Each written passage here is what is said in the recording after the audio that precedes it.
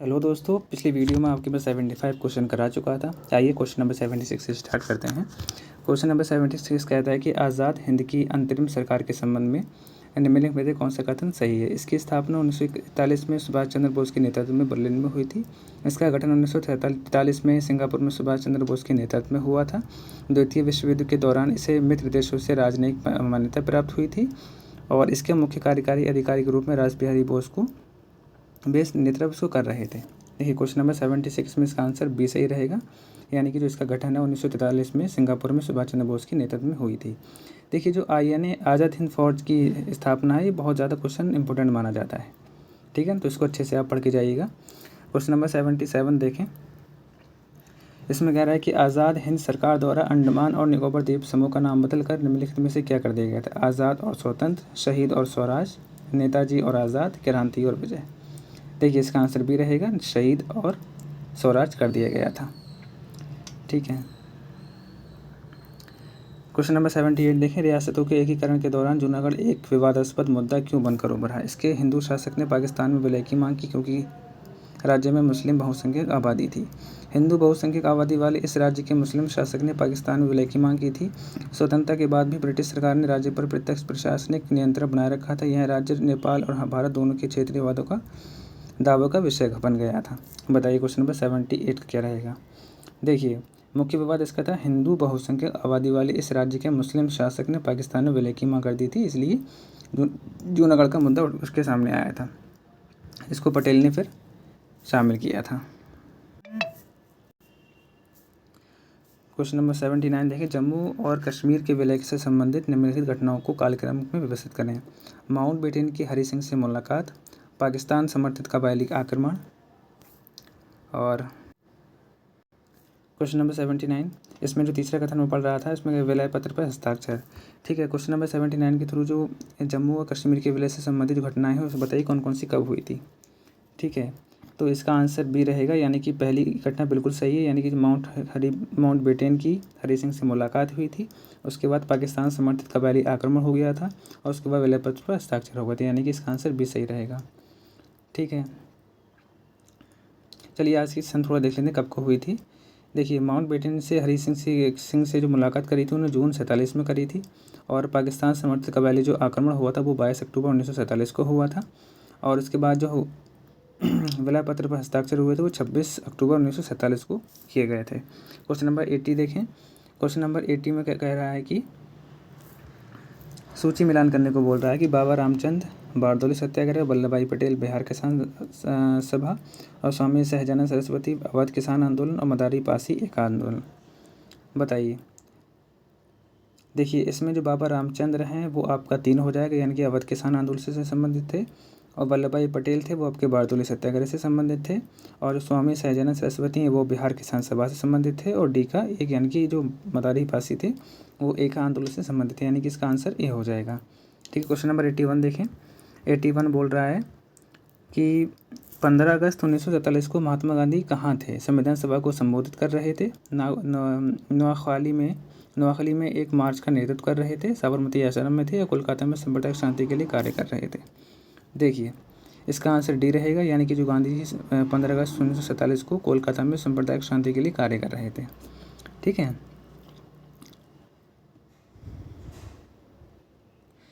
बल्कि ये कहा जाता है कि जहां एक तरफ पूरा देश स्वतंत्रता उत्सव मना रहा था और जवाहरलाल नेहरू 15 अगस्त 47 को दिल्ली में अपना प्रसिद्ध नियति से साक्षात्कार भाषण दे रहे थे, वहीं महात्मा गांधी ने इन उत्सवों में भाग न लेने का निर्णय लिया था और वह कलकत्ता के बोलिया घाटा में एक जर्जर मकान में ठहरे हुए थे, जहां पे विभाजन के बाद हिंदुओं और मुस्लिमों के बीच भड़की भीषण सांप्रदायिक दंगों को शांत करने के लिए उपवास रख रहे थे और प्रार्थना सभाएं आयोजित कर रहे थे। ठीक है, क्वेश्चन नंबर 82 देखें। तटीय जिलों में किसानों को संगठित करने के लिए उत्कल प्रांतीय किसान सभा की सह स्थापनाओं में प्रमुख भूमिका किसने निभाई थी। सचिता कृपलानी ने, सरोजनी नायडू ने, अरुणा आसफ अली ने और मालती चौधरी ने, है ना। तो इसका आंसर डी रहेगा, मालती चौधरी ने ये भूमिका निभाई थी।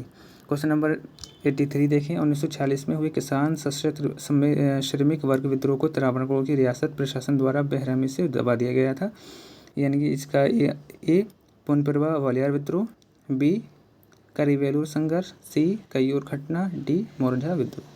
बताइए क्वेश्चन नंबर 83 का आंसर क्या रहेगा। तो क्वेश्चन नंबर 83 उसका आंसर ए रहेगा, यानी कि जो 46वें सशस्त्र श्रमिक वर्ग विद्रोह को त्रिपुरा प्रमुख की रियासत प्रशासन द्वारा बेरहमी से दबा गया था, वो पुनप्रा वायलर विद्रोह था। क्वेश्चन नंबर 84 देखें, इसमें बोल रहा है कि फॉरवर्ड ब्लॉक के नागपुर सम्मेलन के संबंध में निम्नलिखित कथनों पर विचार करें। इसने फॉरवर्ड ब्लॉक को समाजवादी पार्टी घोषित कर दिया था।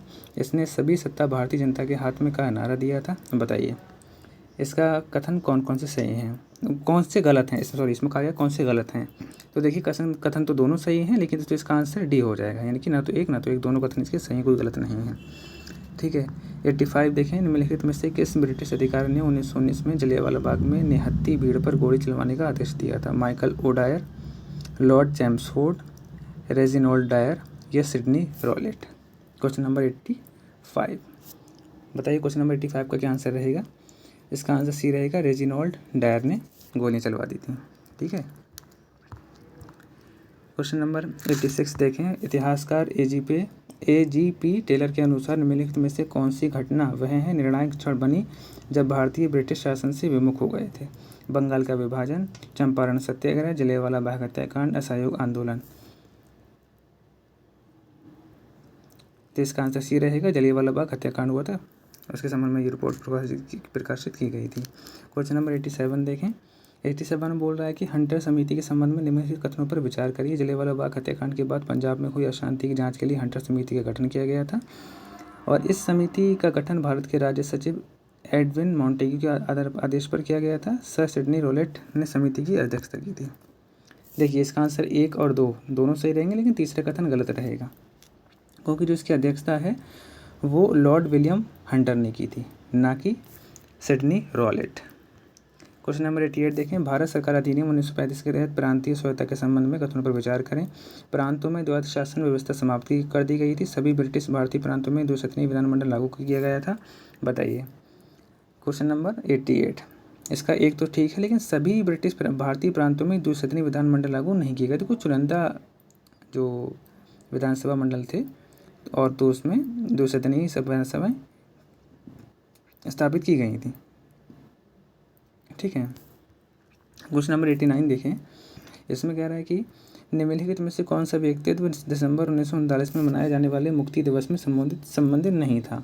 Mohammad Ali Jinnah, BR Ambedkar, EV Ramaswamy Periyar, Mahatma Gandhi. बताइए, तो इसका महात्मा गांधी आंसर रहेगा। ठीक है ना। क्वेश्चन नंबर 90 देखें, 90 कह रहा है कि भारत में रॉलेट एक्ट किसके वायसराय काल में आया था या गया था, पारित किया गया था? Lord Curzon, Lord Chelmsford, Lord Irwin या लॉर्ड वेवेल। देखिए जो रॉलेट एक्ट जो था उस टाइम जो वायसराय थे वो लॉर्ड चैम्सफोर्ड थे, तो उनके समय लाया गया था। ठीक है। क्वेश्चन नंबर 91 देखें, प्रथम विश्व युद्ध के बाद भारत में ब्रिटिश विरोधी भावनाओं के उदय में निम्नलिखित में से किन कारकों ने योगदान दिया था? कीमतों और कराधान में वृद्धि, जलियांवाला बाग नरसंहार, मॉन्टेग्यू चैम्सफोर्ड सुधारों के अंतर्गत द्वैत शासन की शुरुआत, स्थायी बंदोबस्त का उन्मूलन। देखिए इसका आंसर कथन इसका पहला भी ठीक है, दूसरा भी ठीक है, तीसरा भी ठीक है, लेकिन चौथा इसका गलत है। जो स्थायी बंदोबस्त का उन्मूलन नहीं किया गया था, बल्कि जो स्थायी बंदोबस्त है वो 1793 में लागू किया गया था, और इसका युद्ध पश्चात की घटनाक्रमों से कोई संबंध नहीं था, है ना। तो इसलिए का जो आपका स्टेटमेंट 4 है वो गलत हो जाएगा। क्वेश्चन नंबर 92 देखें, त्रिपुरी अधिवेशन संकट 1939 के संबंध में कथनों पर विचार करें। सुभाष चंद्र बोस ने कांग्रेस अध्यक्ष चुनाव में पट्टाभी सीतारमैया को हराया था, और गांधी जी ने टिप्पणी की कि पट्टाभी की हार उनकी हार थी। देखिए ये बात बिल्कुल सही है, गांधी जी ने ये बात टिप्पणी कही थी कि जो पट्टाभी की हार है वो उनकी हार थी। ठीक है ना, यानी कि इसके कथन दोनों सही हो जाएंगे, इसका आंसर सी हो जाएगा। और क्वेश्चन नंबर 93 देखें, इसमें बोल रहा है कि क्रिप्स प्रस्तावों में अलगाव खंड को मुख्य रूप से इसलिए माना जाता है क्योंकि इसने प्रांतों को प्रस्तावित संघ से बाहर रखने के लिए संवैधानिक आधार प्रदान किया था, जिससे भविष्य में विभाजन की संभावना मजबूत हुई थी। प्रस्तावित संवैधानिक ढांचे के भीतर रियासतों की स्वायत्तता समाप्त कर दी गई थी। प्रस्तावों को स्वीकार किए जाने पर भारत की तत्काल स्वतंत्रता की गारंटी दी गई थी, और भविष्य के संवैधानिक प्रावधानों में पृथक निर्वाचक मंडल प्रणाली को समाप्त कर दिया गया था। देखिए अलगाव खंड जो है मुख्यतः वो इसने प्रांतों को प्रस्तावित संघ से बाहर रहने के लिए संवैधानिक आधार प्रदान किया था, और जिससे भविष्य में विभाजन की संभावना मजबूत हो गई थी। ठीक है। क्वेश्चन नंबर 94 देखें। ऑपरेशन ज़ीरो आवर से तात्पर्य भारत छोड़ो आंदोलन के दौरान अंग्रेजों द्वारा की गई निम्नलिखित में से किस कार्रवाई से है। आंदोलन को बनाए रखने के लिए भूमिगत कांग्रेस रेडियो प्रसारण शुरू हुए थे। आंदोलन का शुरुआत में ही दबाने के उद्देश्य से 9 अगस्त 1942 के तड़के कांग्रेस के शीर्ष नेताओं को गिरफ्तार किया गया था। भारतीय राष्ट्रीय सेना द्वारा इम्फाल क्षेत्र में शुरू किया गया सैन्य अभियान। यह दक्षिण पूर्व एशिया में जापानी आक्रमण के जवाब में ब्रिटिश निकासी रणनीति। क्वेश्चन नंबर 94 बताइए आप सब लोग इसका आंसर क्या रहेगा। देखो ऑपरेशन ज़ीरो आवर देखें, वो बेसिकली आंदोलन की शुरुआत में ही दबाने के उद्देश्य से 9 अगस्त 1942 को तड़के कांग्रेस के शीर्ष नेताओं को गिरफ्तार किया गया था। क्वेश्चन नंबर 95 देखें। भारत छोड़ो आंदोलन के निम्नलिखित चरणों से में से सही काल जो अनुक्रम है वो उसको व्यवस्थित करें। शहरी हड़तालें और प्रदर्शन, ग्रामीण विद्रोह और संचार लाइनों पर हमले, भूमिगत प्रतिरोध और समानांतर सरकारों की स्थापना। ठीक है, बताइए इसमें कौन कौन सा कब हुआ था। देखिए पहला तो मुझे सही लग रहा है, दूसरा तीसरा यानी कि तीनों इसके स्टेटमेंट सही है, उसका आंसर सही हो जाएगा। ठीक है। क्वेश्चन नंबर 96 देखें। 96 बोल रहा है कि सी राजगोपालाचारी फार्मूला मुख्य रूप से इसलिए महत्वपूर्ण है क्योंकि इसमें विभाजन की मांग को खारिज करते हुए उनकी एकजुट भारत के विचार को पुनः स्थापित किया गया था। यह मुस्लिम बहुल क्षेत्रों में जनमत संग्रह के माध्यम से पाकिस्तान की संभावना को सैद्धांतिक रूप से स्वीकार किया गया था। यह मांग की गई राजनीतिक सत्ता का तत्काल हस्तांतरण पूरी तरह से मुस्लिम लीग को किया गया था। यह भारत की भावी राजनीतिक संरचना के आधार के रूप में रियासतों के एक संघ का प्रस्ताव रखा गया था। 96 का देखें तो बेसिकली जो सी राजगोपाल जो इसको CR फार्मूला भी बोलते हैं, तो इसका जो उद्देश्य था वो मुस्लिम बहुल क्षेत्रों में जनमत संग्रह के माध्यम से पाकिस्तान की संभावना को सैद्धांतिक रूप से स्वीकार किया गया था, उसी के मुख्य उद्देश्य के रूप में माना जाता है। ठीक है, तो इसका आंसर बी सही रहेगा। और क्वेश्चन नंबर 97 देखें। इसमें कह रहा है कि अभी कथन यानी कि खिलाफत मुद्दे ने राष्ट्रीय आंदोलन के दौरान हिंदू मुस्लिम एकता को मजबूत करने में सहायता की क्योंकि कांग्रेस नेताओं ने तुर्की के प्रति ब्रिटिश नीति का पूर्ण समर्थन किया था। बताइए इसमें कौन सा कथन सही होगा। देखिए ये तो कथन सही है, लेकिन कांग्रेस नेताओं ने तुर्की के प्रति ब्रिटिश नीति का पूर्ण समर्थन नहीं किया था, बल्कि इसके विरोध में तो उन्होंने शुरू किया था, ये है ना। जो खिलाफत बचाने वाला जो मुद्दा चल रहा था, तो तभी तो गांधी जी ने कहा था कि ये एक ऐसा मामला है जो 1000 सालों में से केवल एक ही बार आएगा, दोबारा हमको ये मौका नहीं मिलेगा, जिससे हिंदू मुस्लिम लोगों को एक ही पटल पर ला के रखा जा सकता है। और दूसरा, देश की आज़ादी में एक मील का पत्थर ये साबित होगा। ठीक है, आप सब लोगों को याद होगा। क्वेश्चन नंबर 98 देखें। 1944 की गांधी जिन्ना वार्ता क्यों विफल रही। गांधी जी ने पाकिस्तान के मुद्दे पर किसी भी तरह की चर्चा करने से इनकार कर दिया था। जिन्ना ने इस बात पर जोर दिया कि स्वतंत्रता से पहले विभाजन के सिद्धांत को स्वीकार किया जाना चाहिए। यह कांग्रेस नेतृत्व में डेमोनियन स्टेटस की वार्ता का आधार मानने से इनकार कर दिया था। ब्रिटिश सरकार ने हस्तक्षेप करके वार्ता को रोक दिया था। बताइए 98 का क्या रहेगा। देखिए जिन्ना ने इस बात पर जोर दिया कि स्वतंत्रता से पहले विभाजन के सिद्धांत को स्वीकार किया जाना चाहिए, ये भी सही रहेगा। ठीक है, तो 99 के देखें। निम्नलिखित में से आईएनए रक्षा समिति का सदस्य नहीं था। भोलाभाई देसाई, तेज बहादुर सप्रू, KN काटजू और सरदार वल्लभ भाई पटेल। बताइए जो आईएनए समिति है उसमें से कौन अध्यक्ष नहीं था। देखिए भोलाभाई देसाई भी थे, तेज बहादुर सप्रू भी थे और KN काटजू भी थे, लेकिन सरदार वल्लभ भाई पटेल इसमें नहीं थे। इसका आंसर डी से रहेगा। क्वेश्चन नंबर 100 देखें। इसमें भी कुछ घटनाएं दी हैं, इसको कालक्रम के अनुसार आपको सजाना है। पहला लखनऊ समझौता, दूसरा जलियांवाला बाग हत्याकांड, तीसरा खिलाफत कमेटी का गठन और चौथा रॉलेट एक्ट। देखिए पहला लखनऊ समझौता 1916 में हुआ था, बिल्कुल सही है। दूसरा इसमें रहेगा आपका रॉलेट एक्ट, जो सत्याग्रह था, यानी कि वो 6 अप्रैल 1919 को आया था, तो यानी कि 1 और 3 हो जाएगा। और फिर जलियांवाला बाग आपका 13 अप्रैल 1919 को हुआ था। ठीक है, अमृतसर में हुआ था, तो आपका ये 4 ये हो जाएगा। और उसके बाद आपका दूसरा जलियांवाला बाग हत्याकांड हुआ था। ठीक है, ये यानी कि प्रथम विश्व युद्ध के बाद तुर्की के ब्रिटिश नीति का विरोध करने के लिए मार्च 1919 में अली बंधु मौलाना आज़ाद और हकीम अजमली जैसे नेताओं के नेतृत्व में खिलाफत समिति का गठन किया गया था। ठीक है, तो यानी कि तीसरा आपका हो जाएगा, इसका आंसर बी हो जाएगा। क्वेश्चन नंबर 101 देखें। इसमें कह रहा है कि निम्नलिखित नेताओं में से किसने कांग्रेस छोड़ दी थी क्योंकि वे गांधी जी के असहयोग की पद्धति में असहमत थे। मोहम्मद अली जिन्ना ने, एनी बेसेंट ने, BC पाल ने, CR दास ने। देखिए कांग्रेस किसने छोड़ दी थी। मोहम्मद अली जिन्ना ने छोड़ दी थी, एनी बेसेंट ने छोड़ दी थी और BC पाल ने छोड़ दी थी, है ना। लेकिन CR दास ने नहीं छोड़ी थी, तो इसका आंसर बी हो जाएगा 1, 2 और 3। क्वेश्चन नंबर 102 देखें, कांग्रेस के किस अधिवेशन में संवैधानिक साधनों द्वारा स्वशासन प्राप्त करने के लक्ष्य को बदलकर शांतिपूर्ण और वैध साधन द्वारा स्वराज प्राप्त करने का लक्ष्य निर्धारित किया गया था? लाहौर अधिवेशन, सूरत अधिवेशन, नागपुर अधिवेशन, कराची अधिवेशन, बताइए। देखिए ये कराची, इसका नागपुर अधिवेशन रहेगा जो कि बहुत फेमस माना जाता है। ठीक है। क्वेश्चन नंबर 103 देखें, निम्नलिखित कथनों में से किस नेता ने हस्तक्षेप के बाद रॉयल इंडियन नेवी के विद्रोहियों का आत्मसमर्पण सुनिश्चित हुआ था?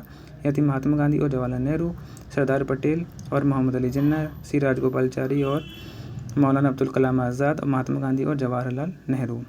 देखिए क्वेश्चन थोड़ा सा रिपीट हो गया है इसमें स्टेटमेंट का, लेकिन इसका आंसर भी सही रहेगा, है ना, कि जो वो कौन से नेता थे जिन्होंने हस्तक्षेप के बाद भी रॉयल इंडियन नेवी के विद्रोही का आत्मसमर्पण सुनिश्चित किया था? वो पटेल थे और मोहम्मद अली जिन्ना थे। इसमें स्टेटमेंट ए और आपका डी सेम हो गया है, इसे कोई चिंता वाली बात नहीं है, क्योंकि इसका आंसर बी है। ठीक है। क्वेश्चन नंबर 104 देखें, 1945-46 के प्रांतीय और केंद्रीय चुनावों के संबंध में कथनों पर विचार करें। कांग्रेस ने आम विधानसभा क्षेत्रों में जबरदस्त सफलता प्राप्त की। मुस्लिम लीग ने मुस्लिम सीटों पर भारी बहुमत प्राप्त करके स्वयं को मुस्लिम राजनीतिक मत के प्रमुख प्रतिनिधि के रूप में स्थापित किया था, और लीग ने से उत्तर मुस्लिम राजनीतिक समूह से मुस्लिम निर्वाचन क्षेत्रों में अपना पूर्व चुनावी वर्चस्व बरकरार रखा था। देखिए इसका 1 और 2 तो सही है, लेकिन तीसरा स्टेटमेंट गलत है। आइए क्यों गलत है इसको थोड़ा सा देख लेते हैं। देखो इसमें कह रहा है कि लीग से इतर मुस्लिम राजनीतिक समूह ने मुस्लिम निर्वाचन क्षेत्र में अपना पूर्व चुनावी जो वर्चस्व है बरकरार रखा था, लेकिन ऐसा नहीं है। लीग से इतर मुस्लिम राजनीतिक दलों को करारी हार का सामना करना पड़ा था। कांग्रेस समर्थित राष्ट्रवादी मुस्लिम उम्मीदवार जमीयत उलमाए हिंद, पंजाब में यूनियनिस्ट पार्टी और बंगाल में कृषक प्रजा पार्टी मुस्लिम लोग के सामने बुरी तरह पछाड़ दी गई थी। ठीक है। पंजाब में यूनियनिस्ट पार्टी का जो पतन है वो विशेष रूप से महत्वपूर्ण था, क्योंकि इससे लीग के नियंत्रण से बाहर बचे अंतिम प्रमुख वैकल्पिक मुस्लिम राजनीतिक केंद्रों में से एक का अस्तित्व समाप्त हो गया था। इसलिए क्वेश्चन ये गलत होगा। क्वेश्चन नंबर 105 देखें, सेवरेज की संधि ने भारतीय मुसलमानों में रोष क्यों उत्पन्न किया था? इसने भारतीय खिलाफत समिति को समाप्त कर दिया था, इसने तुर्की को कमज़ोर कर दिया था और खलीफा के अधिकार को घटा दिया था, इसने तुर्की को और अधिक क्षेत्र प्रदान किए थे, इसने तुर्कों में द्वैध शासन लागू किया था। देखिए इसका आंसर बी रहेगा, क्योंकि इस संधि ने तुर्कों को कमज़ोर कर दिया था और खलीफा के अधिकार को घटा दिया था। तभी तो भारत में जो खिलाफत आंदोलन गांधी जी के नेतृत्व में स्टार्ट हुआ था, यही मेन जो सेवरेज की संधि थी, यही मेन रीज़न थी उस टाइम पे। ठीक है। वो क्वेश्चन नंबर 106 देखें, तो इसमें कह रहा है कि 1920 में खिलाफत समिति का सम्मेलन किस शहर में आयोजित किया गया था, और जिसमें गांधी जी ने असहयोग आंदोलन का नेतृत्व संभालने का अनुरोध किया था? Question number 106। देखिए वो अधिवेशन आपका इलाहाबाद में हुआ था। ठीक है।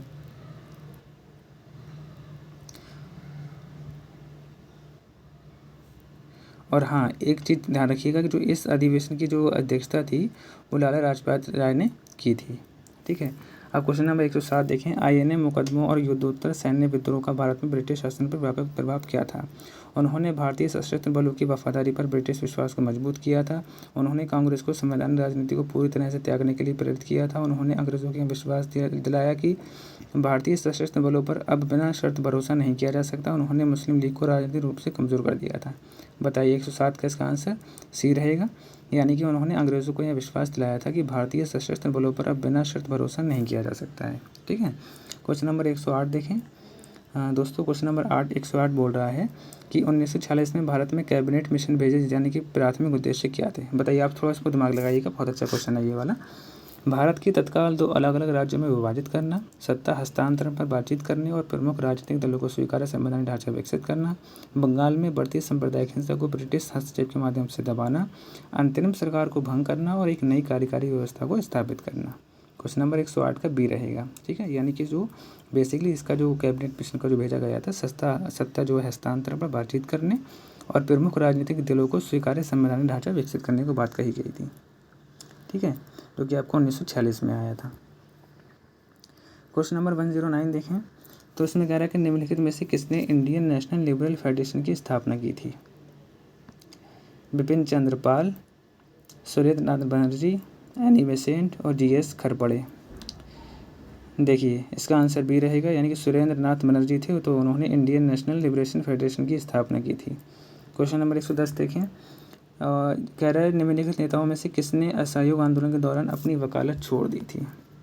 तो इसमें आपका मोतीलाल नेहरू हैं, CR दास हैं और पटेल हैं, जबकि तेज बहादुर सप्रू नहीं है। ठीक है ना। ये INA के टाइम पे जो मुकदमा हुआ था ये उसमें शामिल थे, तो इन्होंने अपनी वकालत नहीं छोड़ी थी। क्वेश्चन नंबर 111 देखें, कैबिनेट मिशन योजना के अंतर्गत प्रस्तावित सामूहिकीकरण को योजना को लेकर मुख्य विवाद क्या था? कांग्रेस प्रांतों के समूह को अनिवार्य बनाना चाहती थी, जबकि मुस्लिम लीग इसका विरोध कर रही थी। कांग्रेस और मुस्लिम लीग दोनों ने ही इस समूह व्यवस्था को पूरी तरह खारिज कर दिया था। इसके बाद ब्रिटिश सरकार ने कैबिनेट मिशन योजना से समूह बनाने का प्रावधान वापस ले लिया था, या कांग्रेस ने समूह बनाने के प्रावधान को वैकल्पिक बताया था, जबकि मुस्लिम लीग ने इस पर जोर दिया था कि यह अनिवार्य है। 111 देखिए, इसका डी वाला आंसर ठीक रहेगा। जो कैबिनेट मिशन योजना था ना, उसके अंतर्गत जो प्रस्तावित सामूहिकरण योजना को लेकर मुख्य विवाद ये था कि कांग्रेस ने समूह बनाने के प्रावधान को वैकल्पिक बताया था, और जबकि मुस्लिम लीग ने इस पर जोर दिया था कि यह अनिवार्य प्रावधान है। तो इसलिए इसका आंसर डी सही रहेगा।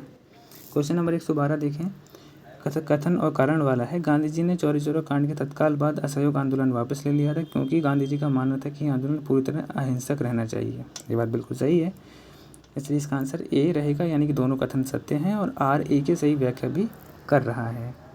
और क्वेश्चन नंबर 113 देखें, निम्नलिखित घटनाओं को कालक्रम के अनुसार व्यवस्थित करें। ठीक है, प्रत्यक्ष कार्यवाही दिवस, अंतरिम सरकार का गठन, संविधान सभा की पहली बैठक और एटली का घोषणा।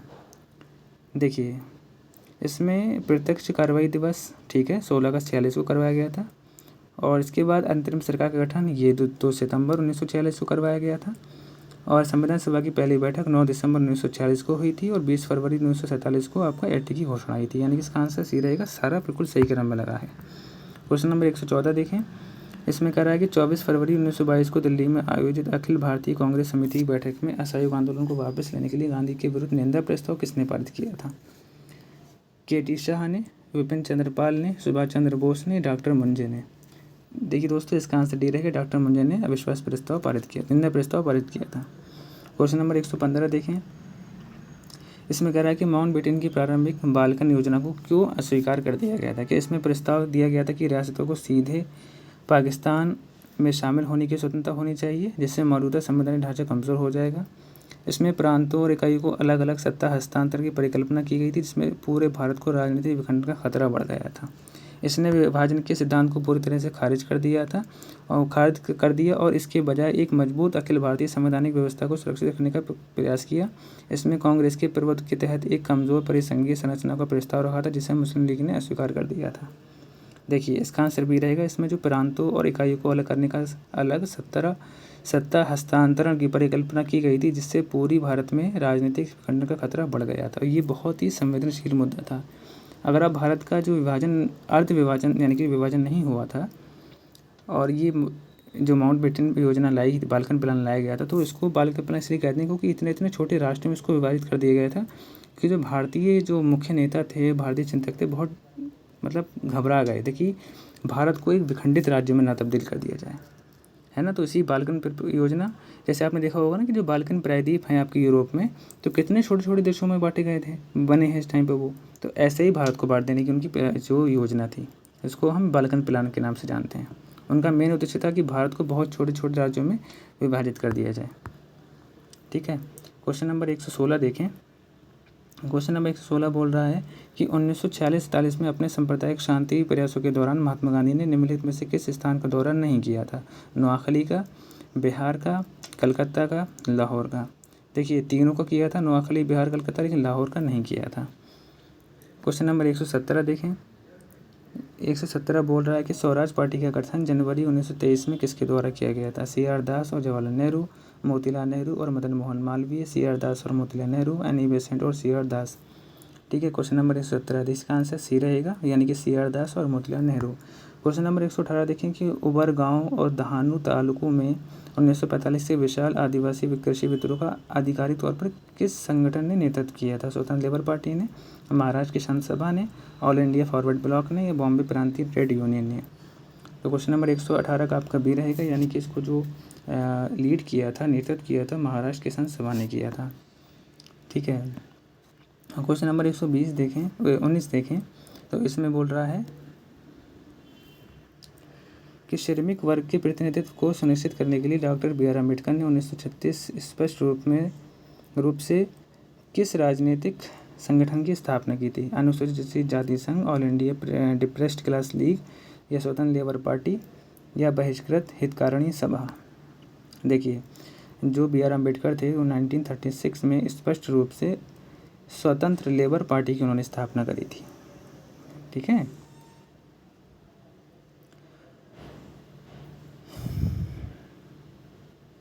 चलिए क्वेश्चन नंबर 120 की तरफ आप बढ़ते हैं। क्वेश्चन नंबर 120 बोलता है कि महात्मा गांधी की हिंद स्वराज के संबंध में कथनों पर विचार करें। गांधी जी ब्रिटिश राजनीतिक प्रभुत्व को ही भारत के सामने एकमात्र प्रमुख समस्या मानते थे। गांधी जी ने भारत की पारंपरिक विरासत को कमज़ोर करने के लिए आधुनिक पश्चिमी सभ्यता की आलोचना की थी, या गांधी जी का जो मानना था कि रेलवे ने प्लेग और अकाल के फैलने में योगदान दिया है? देखिए, इसका गांधी ब्रिटिश राजनीतिक प्रभुत्व को ही भारत के सामने एकमात्र प्रमुख समस्या मानते थे, ऐसा नहीं। तो उनके सामने और भी समस्या थी, जिसमें आपका जातिवाद थी और उसके बाद आपका इलिटरेसी रेट था, बहुत सारे फैक्टर थे। तो उसमें से प्रमुख कारण एक नहीं था। तो इसका 2 और 3 ये बात सही है कि गांधी जी ने पारंपरिक विरासत को कमज़ोर करने के लिए आधुनिक पश्चिमी सभ्यता की आलोचना की थी, ये बात बिल्कुल सही है। और तीसरे में कहा कि गांधी का मानना था कि रेलवे ने प्लेग और अकाल के फैलने में योगदान दिया, तो ये बात बिल्कुल सही है। क्योंकि रेलवे स्टेशन से क्या होता है ना कि एक व्यक्ति इस स्थान से दूसरे स्थान पर जाते हैं और विभिन्न लोगों से मिलते हैं, तो ये बीमारी ऐसी होती है और क्या ये मतलब एक इंसान से दूसरे इंसान में ट्रांसफ़र हो जाती है। तो गांधी जी का ये बिल्कुल मानना सही था कि ये जो ट्रेन है, रेलवे है, तो प्लेग और अकाल का प्रमुख कारण था, प्रमुख कारणों में से एक था। क्वेश्चन नंबर 122 देखें, 121 देखें। निम्नलिखित में से किस संगठन ने भारत छोड़ो आंदोलन का समर्थन नहीं किया था? भारतीय कम्युनिस्ट पार्टी, मुस्लिम लीग, हिंदू महासभा? बताइए किसने नहीं किया था? देखिए, इसका भारतीय कम्युनिस्ट पार्टी ने तो समर्थन किया था, लेकिन मुस्लिम लीग और हिंदू महासभा ने, ठीक है, समर्थन नहीं किया था। ठीक है। क्वेश्चन नंबर 122 देखें। क्वेश्चन नंबर 122 में बोल रहा है कि भारत में आईएनए मुकदमों के खिलाफ हुए जन विरोध प्रदर्शनों का तात्कालिक परिणाम क्या था? देखिए, आईएनए से इस बार बहुत क्वेश्चन इसमें केजीएस वालों ने बनाए हैं, तो इस बेसिक संभावना है कि यहाँ से क्वेश्चन आपको बनने की संभावना मिल सकती है। और पता है ये मुद्दा कोई ज़्यादा टफ नहीं है, इसको आप अगर अच्छे से आपको ठीक से पढ़ेंगे तो आपको अच्छे से इसको क्लियर हो जाएगा। ठीक है ना। भारत में आईएनए मुकदमों के खिलाफ हुए जन विरोध के जो परिणाम था, आइए देखते हैं। ब्रिटिश सरकार ने भारत को तत्काल स्वतंत्रता प्रदान कर दी थी, या जनता के दबाव के चलते आईएनए अधिकारियों को सज़ा माफ़ कर दी गई थी, या भारतीय राष्ट्रीय कांग्रेस को गैरकानूनी घोषित भंग कर दिया था, या ब्रिटिश सरकार ने औपचारिक रूप से आज़ाद हिंद फौज की अंतिम सरकार को मान्यता दे दी थी। देखिए, तो इसका जो परिणाम था वो जनता के दबाव के चलते आईएनए अधिकारियों की सज़ा को माफ़ कर दिया गया था। ठीक है। क्वेश्चन नंबर 123 देखें। निम्नलिखित में से कौन सा कथन 1946 में अंतरिम सरकार में मुस्लिम लीग की भागीदारी का सही वर्णन कर? देखिए, तो इसमें इसने अंतरिम सरकार के गठन से ही कांग्रेस के साथ एक समान गठबंधन सहयोग के रूप में साथ दिया था। इसने अंतरिम सरकार के पूरे कार्यकाल के दौरान उसका पूर्ण बहिष्कार किया था, या इसने ब्रिटिश सरकार द्वारा विभाजन की मांग स्वीकार करने के बाद ही वह इसमें शामिल होने के सहमत हुआ था। यह शुरू हुआ में शामिल होने से इनकार करने के बाद अक्टूबर 1940 में अंतरिम सरकार में शामिल हुआ था। बताइए चारों स्टेटमेंट में से कौन सा इसका सही वर्णन करता है? देखिए दोस्तों, इसका आंसर डी रहेगा, यानी कि जो अंतरिम सरकार के गठन के संदर्भ में जो मुस्लिम लीग की भागीदारी का सही वर्णन जो है वो डी वाला स्टेटमेंट करता है, क्योंकि इसमें शुरू में ही शामिल होने से इनकार करने के बाद अक्टूबर 40 में अंतरिम सरकार में शामिल हुआ था मुस्लिम लीग वाला। ठीक है, तो ये कथन आपका डी सही रहेगा, जो कि सही डिस्क्रिप्शन करता है। क्वेश्चन नंबर 124 देखें। चंपारण आंदोलन के संबंध में कथनों पर विचार करें। 3 कठिया प्रणाली के तहत किसानों को अपनी ज़मीन के 3/20 हिस्से पर नील उगाने के लिए मजबूर किया जाता था। प्राकृतिक नील की खेती में गिरावट का मुख्य कारण जापानी सिंथेटिक रंगों का आगमन था। या राजकुमार शुक्ल ने महात्मा गांधी को चंपारण जाने और किसानों की शिकायत की जांच करने के लिए राजी कर लिया था। बताइए। देखिए, इसका 1 भी ठीक है और 3 भी ठीक है, लेकिन 2 गलत है। देखो, प्राकृतिक नील की खेती में गिरावट का मुख्य कारण जापानी सिंथेटिक रंगों का आगमन नहीं था। देखो, पता है क्या, जर्मनी में एक आर्टिफिशियल एक क्या बोलते हैं नील बनी थी, है ना, तो जो इसको मात दे रही थी, है ना, तो इसका मेन कारण जापान के सिंथेटिक रंगों का आगमन नहीं था, बल्कि जापानी नील का था। जापानी नील का नहीं, बल्कि जर्मनी की नील का था। ठीक है ना। तो क्वेश्चन नंबर 125 देखें। इसमें कह रहा है कि भारतीय स्वतंत्रता अधिनियम 1947 के संबंध में कौन सा कथन सही है। इसे जुलाई 1947 में ब्रिटिश संसद द्वारा पारित किया गया था। इसमें भारत के एकल डोमिनियन के निर्माण का प्रावधान था। स्वतंत्रता के बाद भी रियासतों पर ब्रिटिश प्रभुत्व जारी रहना और स्वतंत्रता मिलते ही भारत एक संघीय गणराज्य बन जाएगा। देखिए, जो 1947 का जो अधिनियम था, है ना, तो उसका वो मेन डिस्क्रिप्शन करता है कि इसे जुलाई 1947 में ब्रिटिश संसद द्वारा पारित कर दिया गया था। ये बात बिल्कुल सही है, तो इसका आंसर ए रहेगा। क्वेश्चन नंबर 126 देखें, स्वराज पार्टी के संबंध में कथनों पर विचार करें। स्वराज पार्टी ने विधान परिषद में प्रवेश का समर्थन किया था। इसका मुख्य उद्देश्य परिषदों के भीतर ब्रिटिश अधिकारियों के साथ पूर्ण सहयोग करना था। मोतीलाल नेहरू ने पार्टी के महासचिव के रूप में कार्य किया था। बताइए, इसका आंसर 1 और 3 दोनों सही रहेगा, लेकिन तीसरा स्टेटमेंट गलत है। अब क्यों गलत है, इसको थोड़ा देख लेते हैं। इनका जो मुख्य उद्देश्य परिषदों के भीतर ब्रिटिश अधिकारियों के साथ पूर्ण सहयोग करना नहीं था, बल्कि इनका इरादा परिषदों के भीतर से ही बहसों, स्थगनों और विरोध के माध्यम से औपनिवेशिक शासन में बाधा डालना और उसे बेनकाब करना था। ठीक है, क्वेश्चन नंबर 127 देखें। इसमें बोल रहा है कि निम्नलिखित में से किस तिथि को प्रत्यक्ष कार्रवाई दिवस मनाया जाता है। 9 दिसंबर 1946 को, 10 सितंबर 1946 को, 16 अगस्त 1946 को, 20 फरवरी 1947 को। देखिए, जो प्रत्यक्ष कार्रवाई दिवस है वो आपका 16 अगस्त 1946 को माना जाता है, क्योंकि मोहम्मद अली जिन्ना और अखिल भारतीय मुस्लिम लीग द्वारा तब आयोजित किया गया था जब लीग ने कैबिनेट मिशन योजना को स्वीकार करने से इनकार कर दिया था। इसका तत्कालिक राजनीतिक कारण कैबिनेट मिशन के सामूहिकीकरण प्रावधानों की व्याख्या की असहमति थी। कारण ध्यान रखना, बहुत अच्छे से मैं आपको समझा रहा हूँ। विशेष रूप से कांग्रेस का यह मत था कि संविधान सभा अनिवार्य सामूहिकीकरण से बाधित नहीं होगी, जिसे लीग ने योजना के मूल सुरक्षा उपाय का उल्लंघन माना था, तो इसीलिए इसको लाया गया था। ठीक है। क्वेश्चन नंबर 128 देखें। निम्नलिखित में से किसे महात्मा गांधी का राजनीतिक गुरु कहा जाता है। तिलक को, नौरोजी को, चित्रेंद्र दास को, गोपाल कृष्ण गोखले को। तो गांधी जी के जो राजनीतिक गुरु थे वो यानी कि गोपाल कृष्ण गोखले थे। क्वेश्चन नंबर 129 देखें। चित्तरंजन दास के संबंध में कथनों पर विचार करें। देशबंधु के नाम से लोकप्रिय थे। उन्होंने अलीपुर बम षड्यंत्र में अरविंद घोष को बचाव किया था। उन्होंने केंद्रीय विधानसभा के प्रथम अध्यक्ष के रूप में कार्य किया था। उनका मानना था कि स्वराज से आम लोगों को लाभ होना चाहिए, न कि केवल संभ्रांत लोगों को। क्वेश्चन नंबर 129 देखिए, इसका पहला भी ठीक है, दूसरा स्टेटमेंट ठीक है, चौथा भी ठीक है, लेकिन तीसरा गलत है, क्योंकि उन्होंने विधानसभा के प्रथम अध्यक्ष के रूप में कार्य नहीं किया था, बल्कि जो विठल भाई पटेल थे तो 1925 में उन्होंने केंद्रीय विधानसभा के अध्यक्ष बने थे, ना कि CR दास। ठीक है।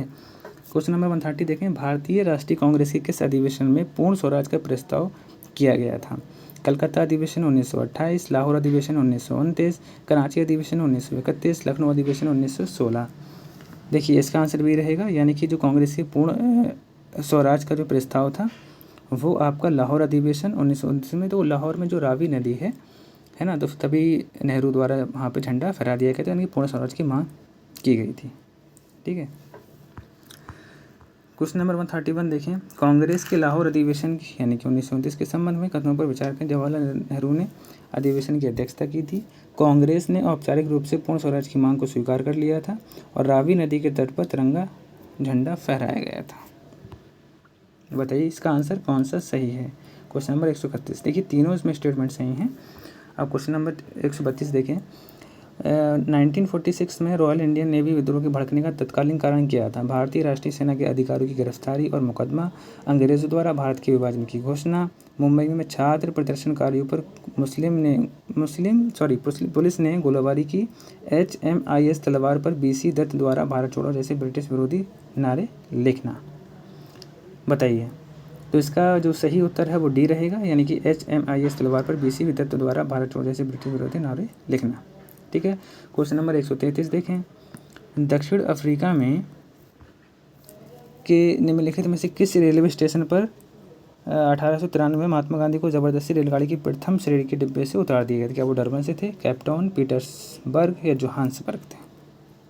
ठीक है। सबको पता है कि पीटर्सबर्ग में गांधी जी को जो फर्स्ट क्लास की जो उनकी रेलवे स्टेशन में उन्होंने टिकट ली थी, डिब्बे में चढ़े थे, तो उनको वहाँ से फेंक दिया गया था। क्यों? क्योंकि वहाँ पे काले गोरे का भी ज़्यादा था।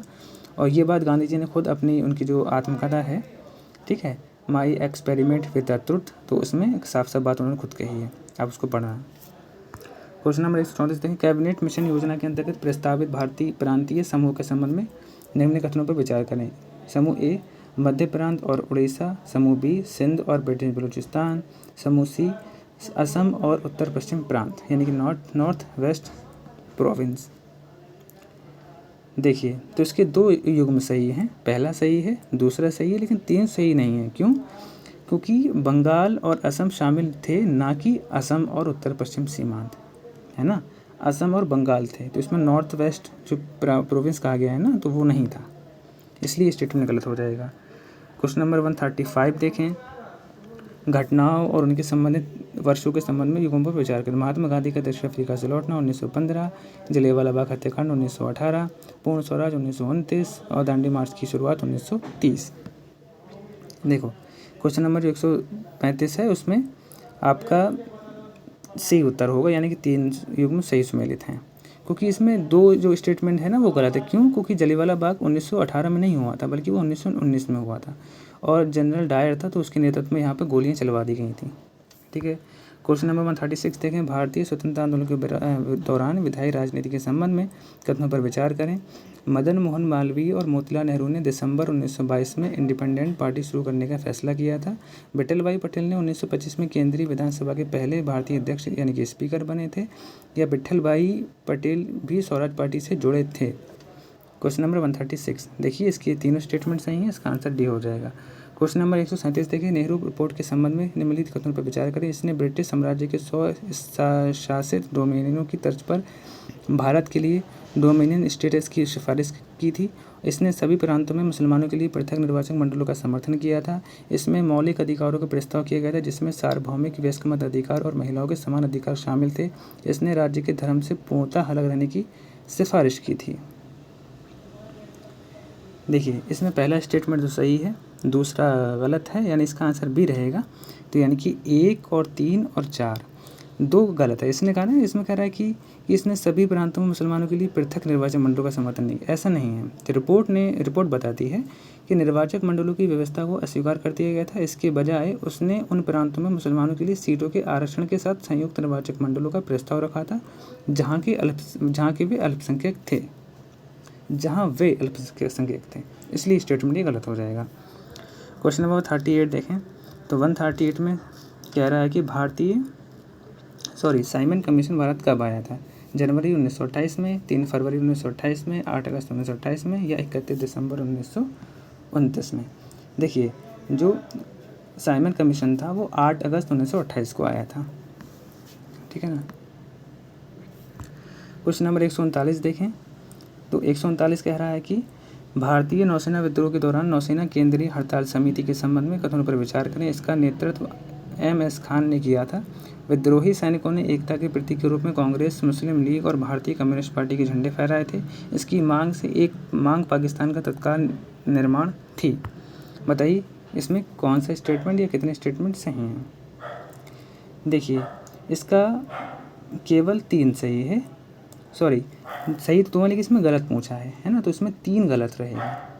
तीसरा गलत क्यों है कि इसमें कहा था कि इसकी मांगों में एक मांग पाकिस्तान का तत्काल निर्माण थी। तत्काल निर्माण नहीं थी, क्योंकि पाकिस्तान की मांग हड़ताल समिति के एजेंडे का हिस्सा नहीं थी। राजनीतिक मांगें राष्ट्रीय स्वतंत्रता, बेहतर व्यवहार, INA और कैदियों की रिहाई और औपनिवेशिक भेदभाव के अंत पर केंद्रित थी। इस विद्रोह को सांप्रदायिक विभाजन उन्मुख आंदोलन के बजाय एक व्यापक उपनिवेश विरोधी विद्रोह के रूप में प्रस्तुत किया गया था। क्वेश्चन नंबर 140 देखें, साइमन कमीशन और उसके प्रति राष्ट्रवादी प्रतिक्रिया के संबंध में कथनों पर विचार करें। आयोग की नियुक्ति भारत सरकार अधिनियम 1919 के प्रावधान के अनुरूप थी। कमीशन का बहिष्कार किया गया था क्योंकि उसमें कोई भी भारतीय सदस्य नहीं था। कमीशन के बहिष्कार के परिणाम स्वरूप एक सर्वदलीय सम्मेलन द्वारा नेहरू रिपोर्ट तैयार की गई थी। नेहरू रिपोर्ट ने भारत के तत्कालिक उद्देश्य के रूप से पूर्ण स्वतंत्रता की मांग की थी। बताइए इसका क्या कथन 1, B, C, D में से कौन सही रहेगा?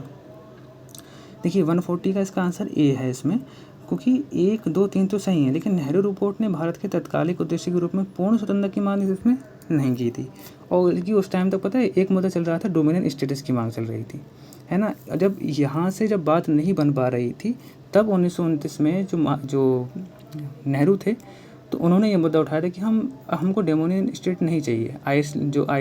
आयरिश में जो अब लोगों को दिए, जो राज्यों को दिए गए थे, हमको वैसा नहीं चाहिए। हमको यहाँ पे 1929 में लाहौर अधिवेशन में पहली बार पूर्ण स्वराज की मांग की गई थी, ठीक है ना। उससे पहले साइमन कमीशन से पहले नेहरू रिपोर्ट, ठीक है, दिल्ली प्रस्ताव, दिल्ली प्रपोजल उसको बोलते हैं, वहाँ तक कोई पूर्ण स्वराज की मांग नहीं की गई थी। अभी तक डोमिनेट स्टेटस की मांग की जा रही थी। क्वेश्चन नंबर 141 देखें, भारतीय राष्ट्रीय कांग्रेस के किस अधिवेशन में साइमन कमीशन का बहिष्कार करने का निर्णय लिया गया था? लाहौर अधिवेशन 1929, कलकत्ता अधिवेशन 1928, मद्रास अधिवेशन 1927, लखनऊ अधिवेशन 1916। देखिए, मद्रास अधिवेशन 1927 में जो साइमन कमीशन आया था उसके बहिष्कार का निर्णय लिया गया था। 142 देखें, माउंटबेटन योजना के संबंध में कथनों पर विचार करें। इसमें 2 स्वतंत्र रियासतों के निर्माण का प्रावधान था। इसमें पंजाब और बंगाल की विधानसभा द्वारा अलग अलग मतदान के माध्यम से उनके विभाजन का प्रस्ताव रखा गया था। इसमें रियासतों की तत्काल समाप्त करने और उन्हें नए राज्यों में विलय करने का प्रावधान था। देखिए, इसका आंसर बी रहेगा, यानी कि इसमें 2-3 तो सही हैं, लेकिन एक गलत है। अब एक क्यों गलत है थोड़ा देखते हैं।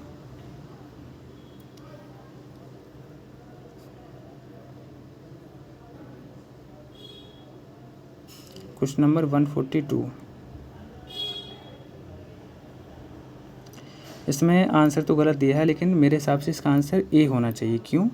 पहला सही है, दूसरा सही है। अब देखो, तीसरा मैं गलत इसलिए बता रहा हूँ, इसमें कह रहा है कि इसमें रियासतों को तत्काल समाप्त करने और उन्हें नए राज्यों में विलय करने का प्रावधान, ऐसा नहीं था। माउंटबेटन योजना में रियासतों के अनिवार्य विलय या तत्काल उन्मूलन का कोई प्रावधान नहीं था। इसमें सत्ता हस्तांतरण के बाद ब्रिटिश सत्ता के समाप्त होने का प्रावधान था, जिसके बाद रियासतें ब्रिटिश प्रभुत्व से मुक्त हो जाएंगी और पटेल और वीवी मेनन, ठीक है, राजनीतिक और प्रशासनिक प्रयासों के माध्यम से उनका भारत या पाकिस्तान में विलय सुनिश्चित किया जाएगा, ठीक है ना। इसलिए इसका आंसर बी नहीं बल्कि ए होगा। क्वेश्चन नंबर 143 देखें, असहयोग और खिलाफत आंदोलन के संबंध में कथनों पर विचार करें। असहयोग आंदोलन 1921 में महात्मा गांधी के नेतृत्व में शुरू किया गया था। खिलाफत आंदोलन का मुख्य उद्देश्य था प्रथम विश्व युद्ध के बाद ऑटोमन खलीफा के प्रति ब्रिटिश व्यवहार का विरोध करना था। सही बात है, पहला तो इसमें गलत हुआ क्योंकि 1921 में शुरू नहीं हुआ था, बल्कि इसका बी सही है। लेकिन हाँ, एक क्यों गलत है इसको देखते हैं।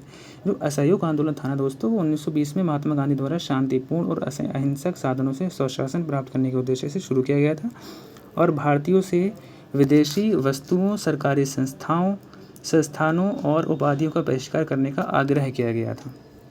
इसलिए इसका आंसर बी सही रहेगा। और क्वेश्चन नंबर 144 देखें, निम्नलिखित में से किसे लोकप्रिय रूप से पंजाब केसरी के नाम से जाना जाता है? बाल गंगाधर तिलक, लाजपत राय, बिपिन चंद्र पाल, सुभाष चंद्र बोस।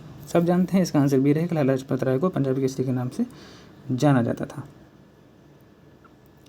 क्वेश्चन नंबर 145 देखें, गांधी इरविन वार्ता से पूर्व महात्मा गांधी और कांग्रेस कार्य समिति के सदस्यों को किस तिथि को बिना किसी शर्त के रिहा कर दिया गया था? 26 जनवरी 1930, 5 मार्च 1931, 25 जनवरी 1931 या 12 मार्च 1930। देखिए, इसका आंसर सी रहेगा, यानी कि 25 जनवरी 1931 को तो महात्मा गांधी और कांग्रेस कार्य समिति के सदस्यों को बिना किसी शर्त के रिहा कर दिया गया था। क्वेश्चन नंबर 146 देखें, इसमें कह रहा है कि निम्नलिखित में से कौन एकमात्र ऐसे भारतीय थे जिन्होंने तीनों गोलमेज सम्मेलनों में भाग लिया था? महात्मा गांधी, नेहरू, BR अम्बेडकर या सरोजनी नायडू। देखो दोस्तों, वो BR अम्बेडकर थे जिन्होंने तीनों गोलमेज सम्मेलनों में भाग लिया था। और क्वेश्चन नंबर 147 देखें, गांधी इरविन समझौता अन्य किस नाम से जाना जाता है? Poona pact, Delhi pact, Lucknow pact या गांधी चैम्प्स-फोर्ड पैक्ट। दोस्तों सभी जानते हैं, इसका जो अन्य नाम था गांधी इरविन समझौता, उसको दिल्ली पैक्ट के नाम से भी जाना जाता है, जो कि 1931 में हुआ था दिल्ली में, ठीक है। क्वेश्चन नंबर 148 देखें, महात्मा गांधी ने 1943 में 21 दिनों का उपवास निम्नलिखित में से किस कारण से किया था? भारत में ब्रिटिश शासन की तत्काल वापसी, या ब्रिटिश सरकार द्वारा बिना मुकदमे की हिरासत में विरोध, या ब्रिटिश सरकार के इस आरोप का खंडन करने के लिए कि भारत छोड़ो आंदोलन के बाद हुई हिंसा के लिए कांग्रेस जिम्मेदार थी, भारतीय राष्ट्रीय सेना के कैद सैनिकों के साथ एकजुटता व्यक्त करने के लिए। देखिए दोस्तों, इसका आंसर सी रहेगा, यानी कि जो मेन कारण था इस उपवास करने का गांधी जी का 1943 में, वो ब्रिटिश सरकार के इस आरोप का खंडन करने के लिए था कि भारत छोड़ो आंदोलन के बाद हुई हिंसा के लिए कांग्रेस जिम्मेदार थी, क्योंकि उन पर आरोप लगाया जा रहा था। तो इसलिए गांधी जी ने 21 दिन का उपवास किया था। क्योंकि गांधी जी ने इस आरोप को सिरे से खारिज कर दिया था। उन्होंने कहा था कि जो हिंसा है वो किसी कांग्रेसी निर्देश का परिणाम नहीं थी, बल्कि ब्रिटिश सरकार द्वारा पूरे राष्ट्रीय नेतृत्व को गिरफ्तार करने और वैध राजनीतिक अभिव्यक्ति को दबाने की दमनकारी कार्रवाई के प्रति एक स्वतः स्फूर्त प्रतिक्रिया थी। और इसका सिंपल सा एग्जाम्पल रॉलेट एक्ट था, और रॉलेट एक्ट के विरोध में जो जलियांवाला बाग हत्याकांड हुआ था, तो उसकी वजह से हिंसा हुई थी, ना कि इसमें कांग्रेस जिम्मेदार थी। तो गांधी जी इसी चीज़ को डिनाई कर रहे थे। ठीक है, तो ब्रिटिश सरकार पूरे राष्ट्रीय नेतृत्व को गिरफ्तार करने और वैध राजनीतिक अभिव्यक्ति को दबाने की दमन कार्रवाई के प्रति स्वतःपूर्व प्रतिक्रिया थी। इस उपवास के माध्यम से गांधी जी ने अपनी नैतिक निर्दोषता साबित करने, कांग्रेस की भूमिका के ब्रिटिश दुष्प्रचार का विरोध करने, बिगड़ती स्थिति के लिए अपने वैश्विक सरकार को पूरी तरह से जिम्मेदार ठहराने का प्रयास किया गया था। 149 देखें, क्वेश्चन नंबर 149 बोल रहा है कि महात्मा गांधी के नेतृत्व में चंपारण आंदोलन की शुरुआत कब हुई थी, बताइए। ये बहुत सिंपल सा आंसर है, सब दे देंगे इसका उत्तर। 1915 में, 17 में, 19 में, 21 में, सभी जानते हैं 1917 में हुई थी। क्वेश्चन नंबर 150 देखें, ऑपरेशन पोलो भारत सरकार द्वारा निम्नलिखित में से किस रियासत के विरुद्ध किया गया था? जूनागढ़, हैदराबाद, कश्मीर और त्रावणकोर। देखिए दोस्तों, ये जो ऑपरेशन पोलो था 1948 में, जो हैदराबाद जो रियासत थी, तो वो पाकिस्तान में विलय को लेकर मांग कर रही थी, और बाद में आकर के वो कह रही थी कि हम स्वतंत्र रहेंगे। तो फिर उसी के थ्रू ये अभियान चलाया गया था, यानी कि ऑपरेशन चलाया गया, ऑपरेशन पोलो, और उसको अपने राज्य में यानी भारत में सम्मिलित कर लिया गया था। तो दोस्तों इस टेस्ट को अब एंड करते हैं, क्योंकि क्वेश्चन पूरे हो चुके हैं। बताइए किस तरीके से मैंने आपको ये एक्सप्लेनेशन किया है। अगर आपको एक्सप्लेनेशन में कुछ कमी नज़र आती हो कि मैं ठीक से बता नहीं पा रहा हूँ, या फिर मैं एक्सप्लेनेशन इन डेप्थ नहीं कर रहा हूँ, जैसी भी आपकी डिमांड रहे, तो प्लीज़ मुझे कमेंट में बताइएगा। मैं इसको सुधार करने की आवश्यकता करूँगा। तब तक के लिए मिलते हैं, बाय।